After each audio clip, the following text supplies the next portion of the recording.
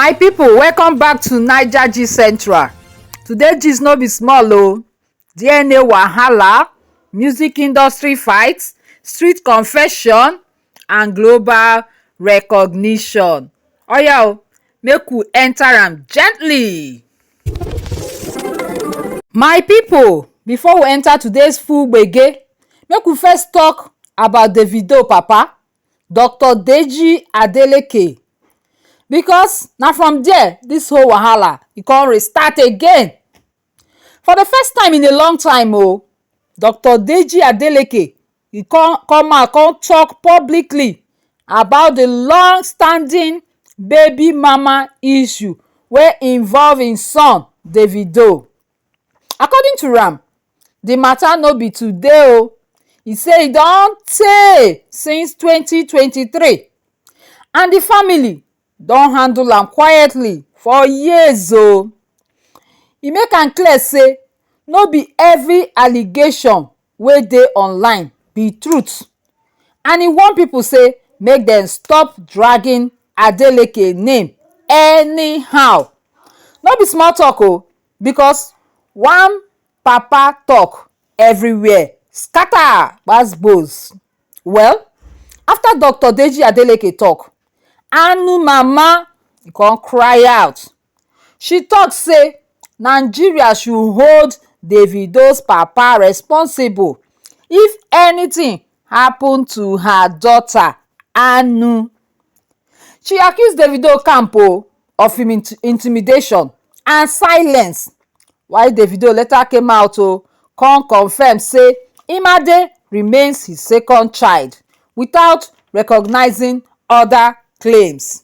As expected, social media, Davido, some dey shout na make una do DNA others dey shout abeg make dis matter no escalate pass like dis Inside the same matter, Israel DMW on the other hand come answer the debunk rumours wey say Davido children dey get autism. E come slam journalist Kemi Olunloye for spreading fear. At this point this no just be entertainment gist again this na family legacy and safety matter. Social media activist VeryDarkMan, popularly known as VDM, don react strongly to the ongoing gbas between Wizkid and Fela Kuti family. Yes especially after statement wey people interpret as disrespect to the late Afrobeat legend. Okay, according to VDM, comparison no be the issue but the way Fela legacy take dey drag online, argument wey dey very wrong. He say Fela no be just musician, Fela na movement, na culture, na history. VDM talk say from other countries dem dey worship their legends. For Nigeria, na we first go insult our own. Why?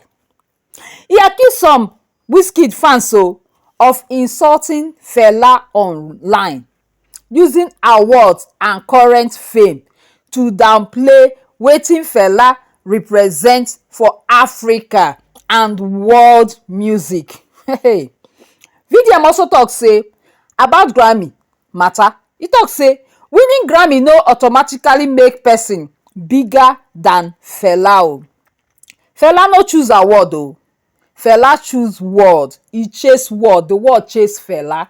Fela no choose award, Fela no choose award, the word chase Fela.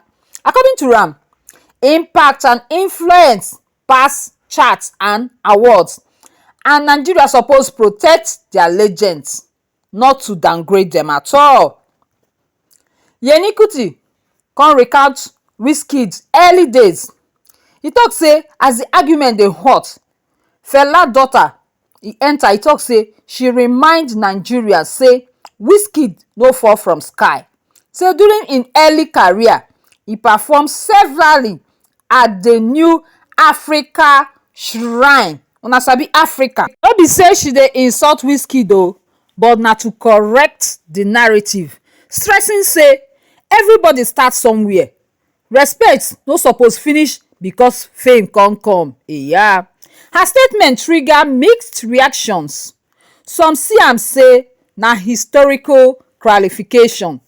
Others say she dey drag Wizkid unnecessarily. But one thing clear, Fela legacy dey defended with full chest.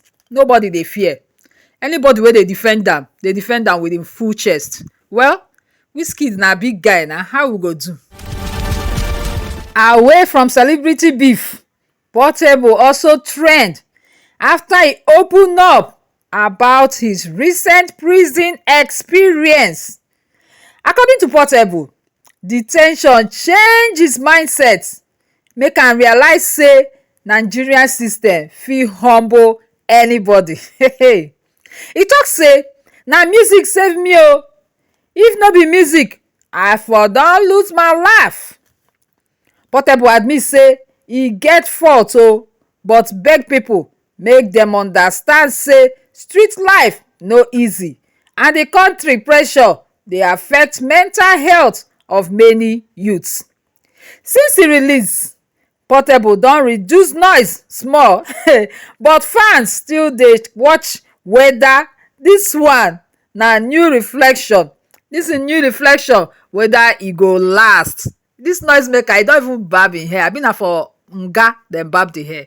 Well, dem dey watch make dem see the next. Streamer iShowSpeed clarify say im Africa tour na cultural experience, not influencer collaboration tour. He also explain why he avoids working with people like Peller, say his brand is different. Young Africa praised himself for clarity. E no want gbas-gbos. Finally, 5 Nigerian artists don make 2026 Grammy nominee list.